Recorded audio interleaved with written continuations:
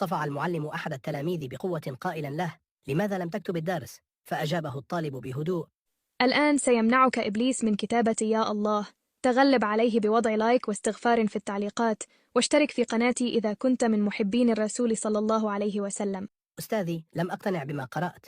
قال الأستاذ: ولماذا لم تقتنع؟ فرد الطالب: لأنني لم ألتمس حقيقة ما كتب في الكتاب. قال الأستاذ: كيف ذلك؟ أجاب الطالب: أستاذ، الكتاب يقول إن بلدي بلد غني، ولكن بيتنا من طين، ولباسي ومحفظتي وكل أدواتي المدرسية وحتى كتبي من الجمعية الخيرية. والكتاب يقول إن بلدي بلد النفط والغاز، ولكن ليس لدينا غاز نطبخ عليه ولا نفط، وما زالت أمي تطبخ على الحطب. والكتاب يقول إن بلدي بلد الخيرات، ولكني لم أرى أن الخير قد أتى، بل أراه يسافر مبتعدا في جيوب الآخرين.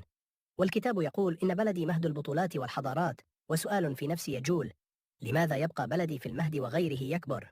وكذلك الكتاب يقول إن أبناء وطني متساوون في الحقوق والواجبات. سيدي، أنا لا أحب أن أكذب على نفسي، لهذا لم أكتب واجبي يا أستاذي، لم أقتنع بما قرأت.